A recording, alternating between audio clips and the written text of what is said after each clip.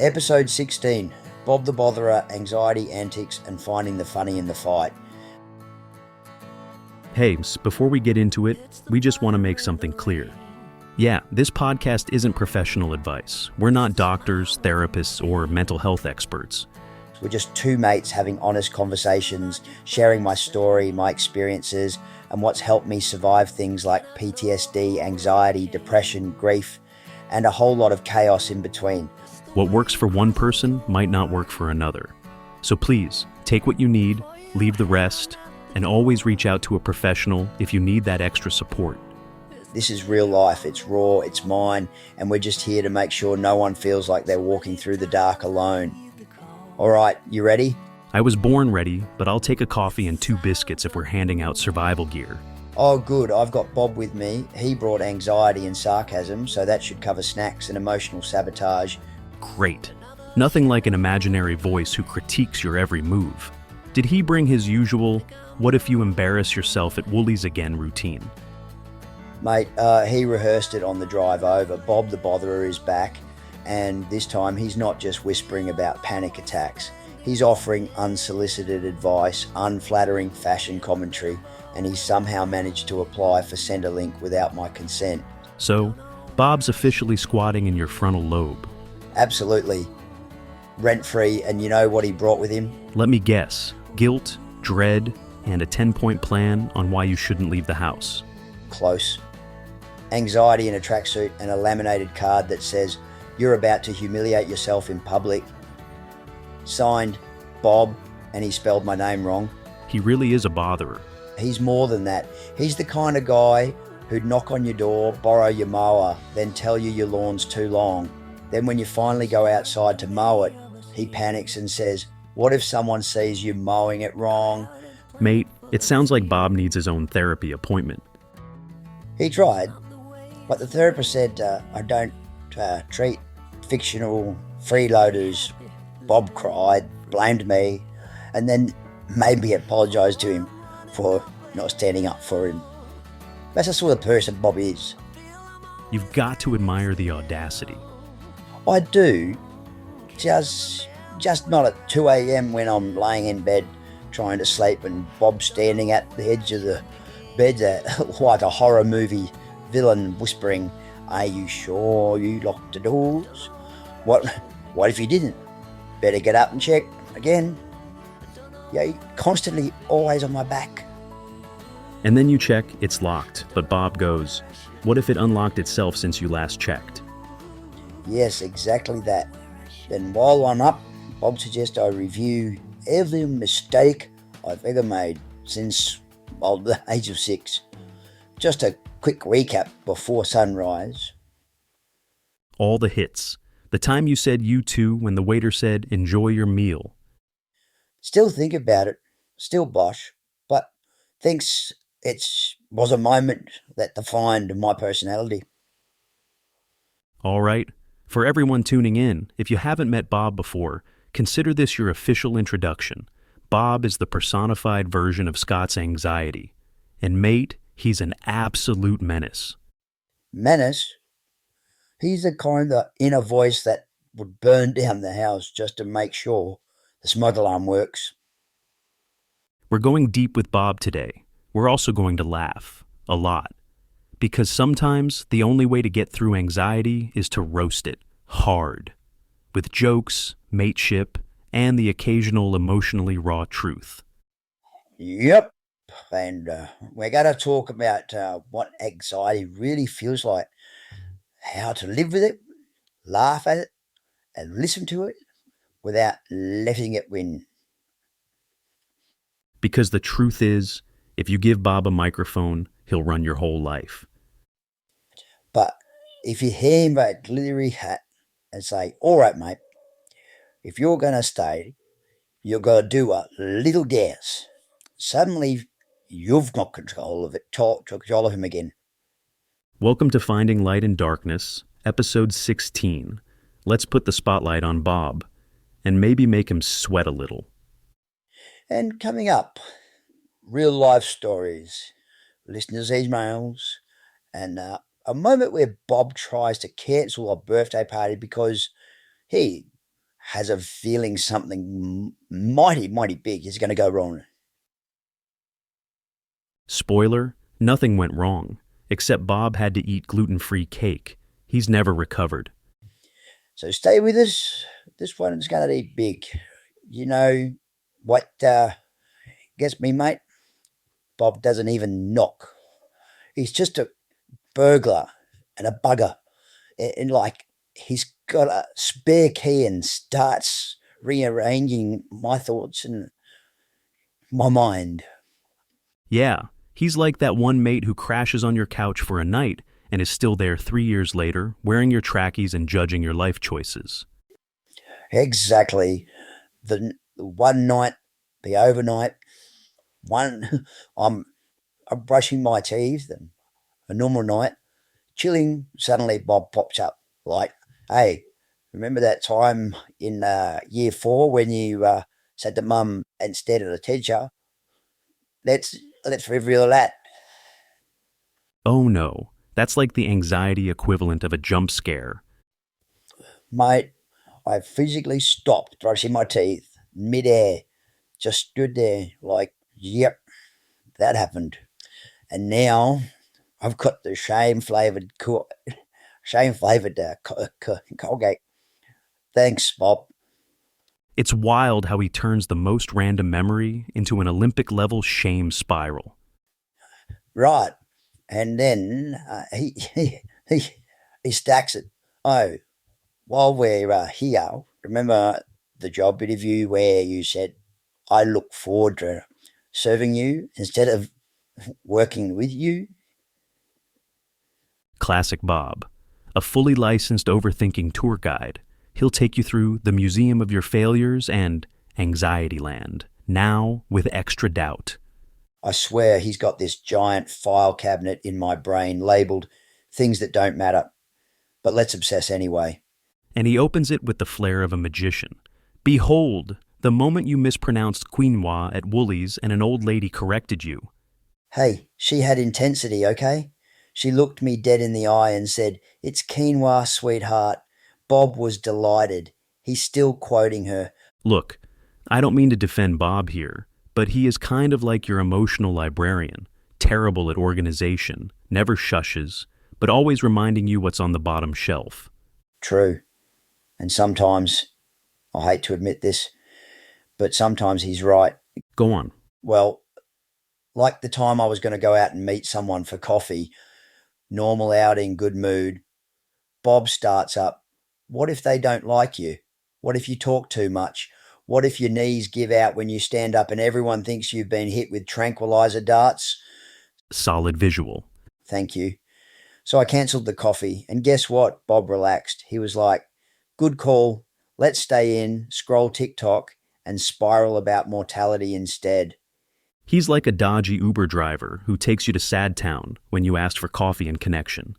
And he charges full fare. No tip either. All right, serious question. Do you reckon Bob's ever been helpful? Honestly, yeah. Sometimes he's the early warning system. He's annoying, like smoke alarms when you burn toast. But he's also why I learned to listen to myself. So Bob's not the enemy. He's the annoying flatmate who's scared of fire, mold, and social interaction. Exactly. And I've learned you don't evict Bob, you just limit his airtime. You say, thanks for the concern, mate, but I've got this. I love that. Learn, limit, listen, the 3 L's. Yep. It took me ages to figure that out, but I had to. Because when you try to fight anxiety like a villain, it just grows. But when you talk to it, even make it laugh a little, you take its power away. So true. Which is why today's episode isn't about fixing anxiety. It's about giving Bob a makeover, turning him from tormentor to talk show guest. Coming up after the break, Bob talks skincare routines, overthinking triggers, and why he thinks your laugh is too loud in public places. And next up, Dinner with Bob, how anxiety orders for you at restaurants. Spoiler alert, Bob always picks the salad pie because you look bloated, and what if the waitress judges you? You ever been out at a restaurant, Michael, and before the waiter even gets to your table, Bob's already sweating? Mate, I've seen that movie. It's a psychological thriller, starring Bob, The anxious voice in your head who thinks your choice of pasta will ruin your social reputation. Exactly. I sit down, I open the menu, and before I can even process the word gnocchi, Bob leans in like, you better not pick something messy. Oh, yeah, Bob's got that whole restaurant anxiety script memorized. Not the ribs, too sticky, not the burger. You'll spill sauce on yourself. Not the soup. What if you slurp? Mate, the other night I nearly ordered a glass of air and a side of napkins. Because Bob told you chewing loudly might offend the table next to you? Yes, he goes, well, what if your chewing sounds like construction work? What if your jaw pops? What if your breathing is too weird and someone thinks you're in distress? Quick, fake a cough and order a sparkling water. Act normal, whatever that means. Bob's definition of normal changes every 12 minutes. 1 minute it's don't make eye contact with the waiter. The next it's smile too much or they'll think you're unstable. And let's not forget, Bob always chooses the most impractical meal. Mate, he once talked me into ordering a quinoa salad with chia seeds. You? Yeah, I don't even like quinoa or chia, but Bob was like, it's light, it's safe, and no chewing sounds. So you sat there, eating misery in a bowl, pretending it was a lifestyle choice? Exactly. And the worst part, the waiter smiled at me and said, oh, that's a healthy option. And Bob goes, see, validation, you did well. Now let's panic about dessert. Bob would literally cancel a date because the dessert menu had too many options. He'd say something like, if you pick the chocolate lava cake, you'll seem indulgent. But if you order fruit salad, they'll think you're boring. Order nothing and you look cold. Let's go home. Meanwhile, everyone else at the table is just eating. Like normal humans, they're enjoying food, telling stories, chewing without shame. Meanwhile, I'm in my head like, do I wipe my mouth now or is that too soon? Did I just breathe too loud? Was that a gulp? You know what gets me? Even after the meal, after Bob's not done, he'll hit you with the replay. Did you talk too much? Did you laugh weird? Was that joke inappropriate? Should you apologize for something you said back in 2009? Yes, post-dinner analysis with Bob is worse than a uni assignment. It's like, let's go home, run a full transcript of the night and assign a grade. And even if everything went fine, He still gives me a C minus and says I need to work on being less noticeable in public. so what do? We call him out. We say, hey, Bob, if you're going to be here, at least pick something tasty. If you're going to comment on every bite, you better be wearing a chef's hat and holding a Yelp profile. Mate, I'm serious. Next time I'm ordering ribs. Extra messy, sauce everywhere. And when Bob panics, I'll hand him a wet wipe and say, your move, sunshine. That's what I'm talking about. We don't evict Bob. We invite him to dinner, but we make him sit at the kids' table. With a colouring book and a sign that says, do not disturb unless it's an actual emergency. Because the goal isn't perfection, it's presence. It's choosing the meal you actually want, and letting Bob babble while you enjoy the garlic bread. Preach. Anxiety doesn't get to eat for me anymore. I've got enough on my plate. Pun absolutely intended. All right, let's shift gears for a second. Because while we've been roasting Bob like a marshmallow over a bonfire of awkward memories, we've also had some really heartfelt emails come through. Yeah, and this is why we keep doing this. Through all the jokes, sarcasm, and oversharing, there's this beautiful moment where someone out there writes in and says, hey, I feel that too. And those emails, they hit hard. They remind us that Bob isn't just living in your head, mate. He's got cousins. He's renting space in people's minds all over the world. Honestly, I reckon Bob's running a timeshare. Come stay in the frontal lobe. Bring your worst case scenarios. First panic attacks free. All right, this one's from Amanda in Melbourne. Hi, Scott and Michael. I'm 32, and I've lived with anxiety since I was 15. I call mine Nervous Ned, and he's exhausting. But I wanted to say thank you. Your podcast makes me laugh, cry, and feel seen. It's the first time I've heard someone treat anxiety like a house guest instead of a monster. You've helped me find some light, even when Ned's hogging the remote. Amanda, thank you. That means more than I can say. And I absolutely love that you call him Ned. Tell Ned from me, if he keeps messing with your piece, I'll send Bob over to annoy him. We'll get them both in therapy. or on a reality show. Anxious flatmates this week on Channel 9. Ned spirals over an unopened email. Bob panics over the weather. Sponsored by Rescue Remedy and Herbal Tea. Here's another one. This one actually made me stop mid-morning coffee. Hey, Scott, I don't know if this will ever reach you, but I'm 19. I live in a small town in Washington, and I've never told anyone about the way my brain works. Your episode on walking to the supermarket with anxiety, that was me. You made it funny, but I know it wasn't easy, and it helped me go outside today, so thanks, even if Bob still thinks I'm weird. I've got chills. Mate, whoever you are, you didn't just go outside, you took your power back. Even if Bob came with you, even if he whispered the whole time, you still won, because Bob didn't win. You showed up anyway. That's what this podcast is about. Not fixing people, not curing anxiety, just standing with people in the mess, saying, I've got Bob too. Let's laugh about him together. Now, not all the emails are emotional. Some are downright funny. Like this one from Troy in Wagga Wagga. Scott, can you please ask Bob to stop sending me notifications at 3 a.m. about things I said to my ex in 2016? I'm trying to sleep. Also, do you think Bob drinks instant coffee? Because it would explain a lot. Troy, mate, yes. Bob absolutely drinks instant coffee, out of spite. 3 scoops, no sugar. And he doesn't even stir it properly. He drinks it lukewarm on purpose, while judging your life decisions from a beanbag chair.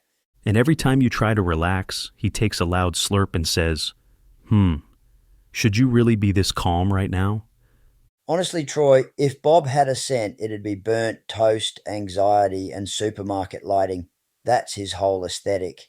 Let's bring it back for a second, because even in the humor, there's something powerful going on here.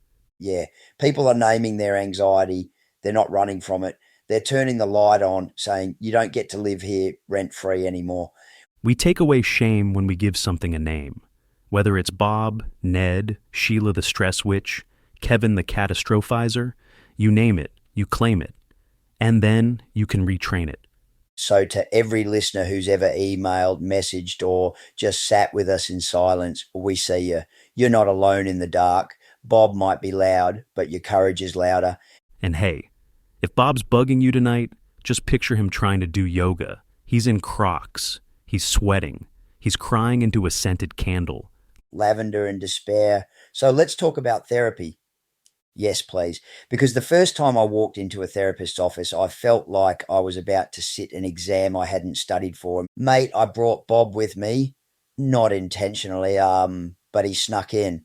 Sat in the corner like a grumpy chihuahua in a cardigan, silently judging the furniture and whispering, she's writing something down. What if she's diagnosing you with something obscure like existential ridiculousness? Bob has notes. Therapist has notes. You're sitting there trying not to cry while everyone's scribbling except you. Right?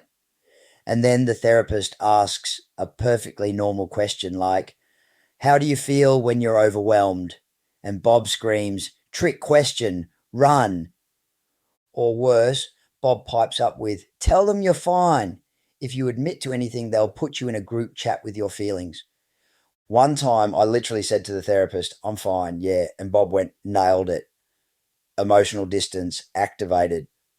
Therapy with Bob is like trying to do taxes while being tickled. Yes. Because healing isn't just opening up. It's sitting in that awkward silence while your brain does a 75-tab browser refresh. And Bob's there, flicking between tabs going, remember that thing from 1997? Let's unpack that mid-session while pretending we're not spiraling. You know what's wild though? Therapy's where I met Bob properly. Really? Yeah.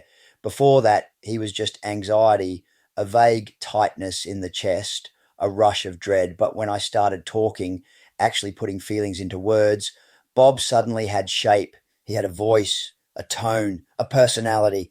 And that's the moment you stopped fearing him? Exactly. Because when I could see him, when I could hear him like a cranky mate interrupting dinner, I could finally respond. That's so important. Naming the voice gives you power. Suddenly it's not this shadow over you. It's just Bob, an overly dramatic, gluten-free, emotionally constipated flatmate. And therapy gave me tools, not to shut him up, but to dialogue with him. Like, okay, Bob, I hear you. You're scared, but this isn't the time for a meltdown over socks. Or, thanks for the warning, Bob. I'll take it from here. Go sit in the corner and knit something. Exactly, but it takes work. And that's the part people don't talk about. Healing feels like homework. And sometimes you don't want to do it. Sometimes it's ugly, slow, and full of days where you feel like you're back at square one. But that's normal. Healing isn't linear. It's a weird dance. 2 steps forward, 1 existential breakdown, backflip into a nap, then maybe a little peace. And that's okay because each session, each try, it's a step toward quieting Bob. Not silencing him forever, but learning how to live with him without letting him lead. Therapy doesn't erase the pain. It helps you carry it better. And sometimes it gives you permission to laugh at your mess. Which is why I always bring Bob a stress ball and tell him it's his emotion sponge. You ever throw it at him? Only when he critiques my breathing. All right, let's throw some science into this, shall we? Ooh, yes. Time to confuse Bob with facts he can't emotionally process. So Einstein once said, "There's no such thing as time. The distinction between past, present, and future is only a stubbornly persistent illusion." Now tell that to Bob and watch him have a meltdown. He's already pacing. He's in the corner like, if time doesn't exist, then how am I supposed to panic about tomorrow? What do I do with my hands? How do I replay every awkward conversation from 2004 if the past is an illusion? It breaks Bob's little overthinking heart. He needs time to be real. That's his whole personality. Exactly. Because Bob thrives in loops. He'll take one weird moment, like tripping over a mat at the shops, and loop it in your brain like a Spotify playlist called Cringe Hits of the Decade. Meanwhile, you're just trying to buy carrots.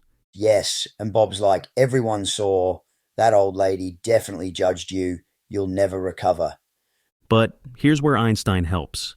If time isn't linear, if it's just a big loop, right, then healing doesn't have to be linear either. Boom. That means you're not broken because you feel worse on a Wednesday. It's not failure, it's just the loop. Sometimes you're in the sunshine, sometimes you're back in the rain. But it's all movement. And the trick, you've got to stick your hand into that loop, interrupt it, pause the replay. Say, "Hey Bob, I know you want to panic about that email I sent 3 days ago, but I'm choosing to focus on now." Or, yeah, I felt stupid at the party, but I also stayed. I showed up. That matters. Bob doesn't like that, because when you choose the present, he loses his fuel. Bob is like an old VHS player. He can't stream new experiences. He just rewinds and replays until you unplug him. And sometimes unplugging him looks like going for a walk, or breathing on purpose, or laughing at your own spiral until it loses power. Or saying, thanks, Bob, but today I'm the DJ. I've got to ask, though, do you think Bob knows he's stuck in the loop? I think he is the loop. He is the voice that thinks guilt is productive, that embarrassment is fatal, that social interactions require a script and 4 backup plans. So, when we interrupt him, when we crack a joke, when we tell someone else about him, we're breaking the pattern? Exactly. And that's what this episode's about. Not just exposing Bob, but messing with him, laughing in the loop, reminding ourselves that we're allowed to be human, even messy ones. Bob doesn't get to run the show forever. He can stay, but he's not driving. He's got a seatbelt on, snacks in a Ziploc bag, and if he acts up, we give him a Sudoku puzzle and no Wi-Fi. All right, so you're having a good day. You've showered, put on pants that don't have sauce stains, and you've made the heroic decision to go outside. Huge move. Right? You walk out the door, and there he is. Bob, standing there like a nervous tour guide with a clipboard going, okay, you sure about this? There might be people. People might look at you. They might speak. They might nod politely. How dare they? And Bob's already sweating. Like, mate, we haven't even reached the letterbox yet. Pigeons startle him. He treats pigeons like an omen. They're watching you. They know you don't belong here. Meanwhile, it's a fat bird eating half a muffin under a tree. Exactly, but Bob's spinning a narrative. That pigeon represents your social awkwardness. It's symbolic. You make it to the shops. The automatic doors open, and Bob whispers, "What if they don't open fast enough and you walk into them? Everyone will laugh. You'll have to move." Or worse, you walk in and someone says hello, a nice hi there, and Bob immediately triggers a full courtroom drama in your head. Who is she? Why did she smile? Did you smile weird? Was that too toothy? Was your breath weird? Do you smell like stress? Mate, I've had full blown inner crises over someone waving at the person behind me. Oh, yeah, then I panic and wave back like a dorky politician. Now, two strangers think I'm emotionally unstable. And Bob's loving it. He's in the passenger seat with popcorn going, "Told you not to leave the house. This is chaos. You're one awkward eye contact away from spontaneous combustion." Then there's the checkout line. The Olympics of social pressure. You're calculating your items, rehearsing what to say, trying to swipe your card without knocking over the bananas. And Bob's there going, "Your PIN. You don't know your PIN. You've used it 1,000 times, but now you'll forget and be publicly shamed." And then you do. 3 wrong guesses and suddenly you're explaining your life story to a 19-year-old cashier who just wants to go home. Bob, of course, logs it in the file. Reasons we stay indoors. So, what do we do with Bob in public? We narrate him. Explain. You know how in sitcoms the awkward character says the quiet part out loud? That's what I started doing. But just in my head. Like, Bob thinks the old guy behind us is judging my shampoo choice. Bob also thinks the trolley wheel is a personal attack. Bob needs a nap. You turn it into a bit. Exactly. Humour is how I get control back. Bob hates being mocked. He thrives in secrecy. So when I laugh at him, he loses his power. You diffuse him. Yep. And you remind yourself that you're still in the world. You made it outside. Bob didn't win. You didn't trip over your words. You showed up. That's courage. And if someone did judge your awkward trolley, they're probably just as anxious about something else. They've got their own Bob. Exactly. Maybe theirs is called Susan and she hates escalators. So, to everyone listening, if you've gone out this week, even once, you've done something powerful. And if Bob's screaming in your ear while you do it, tell him to chill. Buy him a bubble tea and remind him who's in charge. So picture this. I've hit my limit. Stress through the roof, overthinking every detail of my existence, and I decide it's time to try meditation. Brave move. I light a candle, sit down cross-legged on the floor, and before the first breath is out, Bob's already panicking. Of course he is. What if you're doing it wrong? What if you're not breathing like a monk? What if your legs fall asleep and you look like an emotionally unstable garden gnome? Ah, yes, the sacred inner peace, but with judgment approach. And I put on one of those calm guided meditations. You know the ones. Breathe in deeply. Feel the tension leave your body. And Bob goes, "What tension? Don't tell me what to feel, Deb." He's the only voice who can argue with a recorded voice and still lose. So I close my eyes, trying to focus, and Bob starts listing unpaid bills. I try again, and he starts humming the Benny Hill theme in my subconscious. Very zen. Then, halfway through the session, he starts in with this: "You're not doing it properly. Your mind should be empty. You thought about nachos for 3 whole minutes." So what? Nachos are spiritual. That's what I said, but Bob disagrees. He reckons nachos represent emotional failure. Bob probably thinks mindfulness means overthinking with jazz music playing. Right? I try body scans. He critiques my posture. I try breath work. He goes, "You're breathing too loud. The neighbours will think you're in labour." He's the only reason meditation apps need a 7-day free trial. And don't even get me started on the yoga class I tried once. Oh no. Mate, I walk in, try to settle on the mat, and Bob's already in survival mode. What if you fall over? What if you fart? What if they ask you to chant and you forget the words and accidentally summon a demon? Which would still be less stressful than making eye contact with the instructor. Exactly. Then, halfway through child's pose, Bob starts dissecting every awkward text I've ever sent. So you left more tense than you arrived? Yes, but you know what's changed lately? Tell me. Now I talk back. If I'm meditating and Bob interrupts, I say, "Bob, you are not the guru. Sit down, cross your legs, and hush. I love that. Give him a mat in the corner and a stress ball made of his own opinions. And if he keeps talking, I imagine him sneezing during downward dog and falling into a pot plant. Mindfulness. Achieved. But seriously, mindfulness isn't about being perfect. It's not about silencing the mind completely. It's about noticing, even noticing Bob. Right. The thoughts can come, the doubts, the fears, the flashbacks, they'll knock. But you don't have to let them move in. You just breathe, acknowledge them, and go, "Hi, Bob. Thanks for visiting. Please take a pamphlet and exit through the gift shop." And maybe one day he'll sit quietly for like 5 minutes. But even if he doesn't, you've still won because you showed up, you tried, and that's the miracle. So let's talk about bedtime, that sacred, peaceful time of the night when the world quiets down and Bob wakes up like a toddler full of Red Bull. He waits. All day he's been simmering. And the moment your head hits the pillow, it's like his internal alarm goes off. Showtime. It's like an opening ceremony for the Anxiety Olympics. There's a torch, a mental parade of embarrassing memories, and Bob's there as the host. "Welcome, Scott. Let's begin with the replay of that thing you said weird at the servo in 2007. Event 1. Overthinking that message you sent 4 days ago. Did they read it weird? Did they think you were mad? Let's spiral.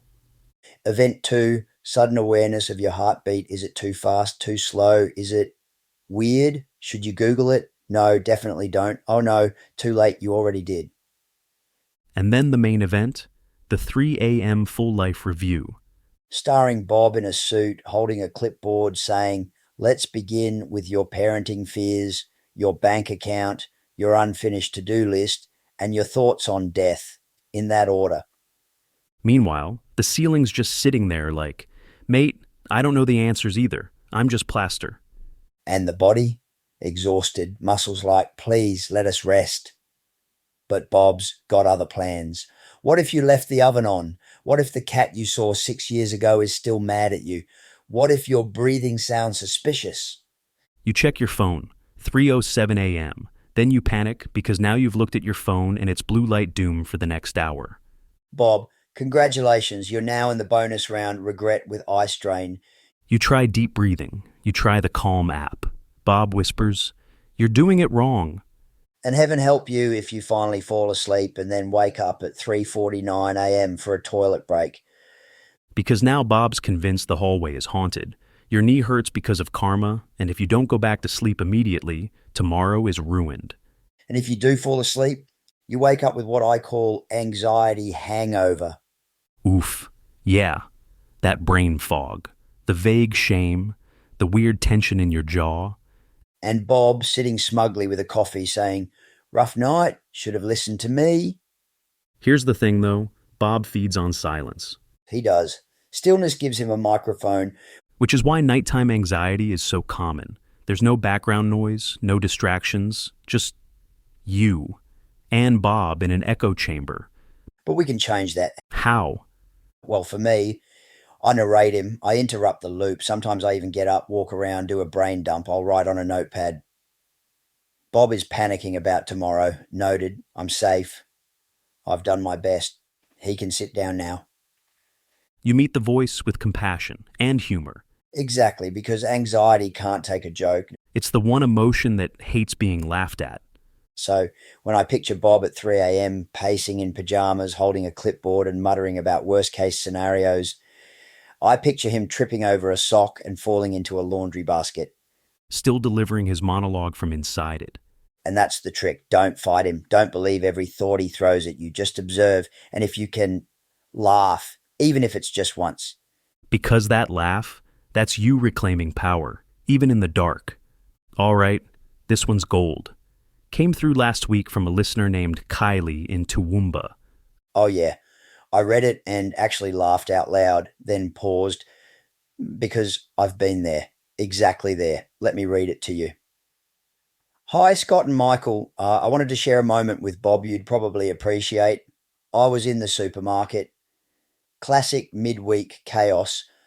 I only went in for milk and cereal, but Bob came too. He always does. As soon as I walked into the first aisle, he whispered, "Do you look okay? What if you see someone you know? What if your trolley squeaks and draws attention? What if you forget your PIN at the checkout and they call security?" I ignored him until I bumped into an entire display of tuna cans. The whole thing came down like a slow motion avalanche of embarrassment.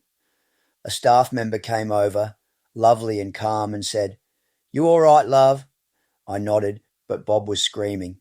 I nearly abandoned the trolley, but instead, and this is the part I want to thank you for, I stopped, looked down at the tuna chaos, and muttered out loud, "Bloody Bob." The staff member blinked, then said, "My anxiety's called Cheryl. She would have done the same." We both laughed. I made it to the checkout. I even bought the tuna, and Bob sulked for the rest of the night. So, thanks for giving him a name. You gave me one back too. Okay, that is one of the best listener stories ever. It's perfect. It's everything we've been saying. Real moment, real panic, and then humour, human connection, a stranger validating your inner chaos. And Cheryl, now I want to meet all the named anxieties in Australia. Same. Imagine the meetup: Bob, Cheryl, Ned, Trevor, Karen, Judith the Doom Fairy. Trevor would definitely panic about table settings. Judith cries if the Wi-Fi is too slow.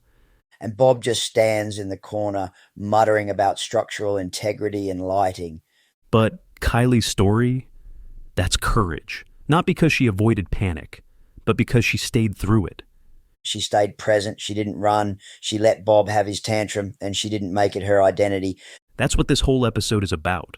Yeah, it's not about never spiraling. It's about naming the spiral, taming it, and when you can, laughing through it. You know what I love most? What's that? Kylie bought the tuna. Like, after all that, she didn't reject the moment. She owned it. Bob wanted her to walk away in shame, but she walked out with snacks. And pride. Because Bob might narrate the fear, but he doesn't get the final say. To Kylie, from both of us, thank you for showing up, for sharing, for giving us a reason to laugh and cheer. We're adding supermarket tuna collapse to the Hall of Fame. Right next to accidental snort, laugh in quiet yoga and the checkout card decline that wasn't. All right, let's pause the jokes for a sec, because under all the noise, all the spirals, all the chaotic mental Olympics, Bob's got one move that hits harder than all the rest. The lie. Yeah, the whisper. You're not enough, not smart enough, not strong enough, not funny, calm, brave, stable, thin, successful. Pick your poison. Bob throws it like confetti, but it lands like bricks. Because it doesn't shout. It suggests. It creeps in. And by the time you notice it, it feels like truth. Mate, I've spent years believing that lie. Some days I still do. You think you've outgrown it, but Bob waits. You didn't get a reply. They're ignoring you. You're struggling today. You're weak. You can't go out. You're a failure. And the worst part? Bob uses your own voice. He doesn't sound like a stranger. Number, he sounds like me, which is why it's so hard to separate the lie from my identity. But here's the truth. You are not your anxiety. You're not your trauma. You're not your worst thoughts. You're not what Bob says in the dark. You are you, messy, brave, trying, and still here. Still breathing, still showing up, still listening to a podcast where two blokes make jokes about mental health, because sometimes that's what survival looks like. Bob wants us to believe we're the only ones who feel this way, that everyone else has it together, that we're the broken ones. But the truth is, Bob lives in a lot of heads, and naming him doesn't make you weak. It makes you wise. Because now I hear that lie, you're not enough. And I go, that's Bob. Not fact, not reality. Just Bob having another one of his episodes. And I don't argue with him anymore. I just don't believe him. And that's powerful. Yeah, because when you start believing you are enough, that's when Bob loses control. So, to everyone out there hearing those whispers, we get it. We really do. But just because a thought is loud doesn't mean it's true. You are enough, even on your worst day, especially on your worst day. And Bob, he can write his little scripts. But we've got pens too, and we're writing something stronger. So here we are, end of the episode. And Bob, he's still here, still muttering, still nervous that we just spent nearly 2 hours talking about him. He's worried we made him look bad. Mate, he does that all by himself. But in all seriousness, today wasn't just about anxiety. It was about naming it, laughing at it, and realizing you're not alone in it. Because every time someone writes in with a story, every time a listener says, hey, I've got a Bob too, the shame fades. We reclaim power by laughing, by sharing, by walking through the dark and telling someone else what we saw. And maybe that's what healing is, not wiping Bob out, but walking with him until he gets quieter. This way up. I want to finish with something that helped me personally, a platform called This Way Up. It's an Australian online mental health space created by experts from St Vincent's Hospital and UNSW, and it's legit. I found it during a dark stretch when Bob was winning, when I couldn't sleep, couldn't eat, couldn't breathe without overthinking everything. I didn't want pills, I didn't want lectures, I just wanted a way forward, and This Way Up gave me that. Practical tools, courses, gentle words that didn't make me feel like a diagnosis, but a person, one step at a time, one moment, one breath. So if you're out there listening, nodding, thinking, yeah, I've got a Bob too, please check it out. You don't have to walk this alone. Not now. Not anymore. Crisis support. And as always, if you or someone you love needs more support, here are some life-saving numbers you can call anytime. Suicide. Call back service. 1-300-6594-67. Beyond Blue. 1-300-224-636. Men's Line Australia. 1-300-0789-978. 13YARN for First Nation support, 139276. Please don't wait. Reaching out for help isn't giving up, it's fighting back. To everyone who made it this far, thank you for sitting with us, for laughing with us, for letting Bob be part of the conversation, but not the star of the story. You are enough. You're not broken. You're growing. You're learning. You're already healing just by being here. And if no one's told you today, I'm proud of you. I see you, and I'm walking with you. We'll see you next time on Finding Light in Darkness. Same laughs, same real talk, and hopefully fewer tuna avalanches. But if there is one, blame Bob. He probably stacked the shelf. You can always reach us at chatwithscott.findthelight@gmail.com. We love hearing from you. Until next time, keep showing up, keep breathing, and keep reminding yourself Bob doesn't get the final word. You do.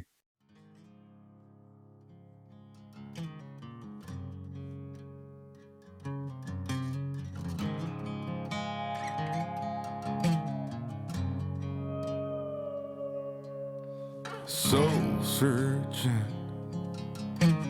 fall apart, tunnel vision, hiding in the dark. Well, I ain't gonna holler before I really bleed. Salvation, a quick fix remedy. You said I never could change. I thought I never could change. They said I never could change. Damn right I never would. Leave the light on.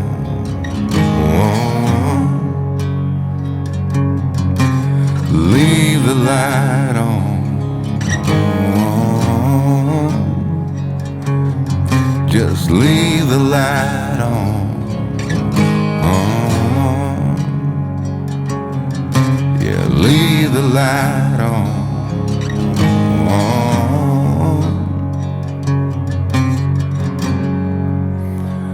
If I'll ever change,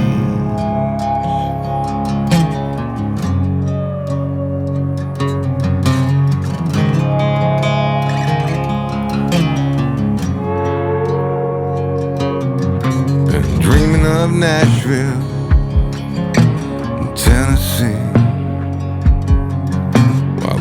people here in Sweden got the best of me. Well, haven't I got better things to think about than that? Like deadlines, rent's due, bills pile up, family day in, day out, the clock's mocking me, getting old, oh God, the kids deserve so much more than this, gotta get rich. You said I never could, ever could change. I thought I never could, ever could change. They said I never could, ever could change. Damn right, never would. Leave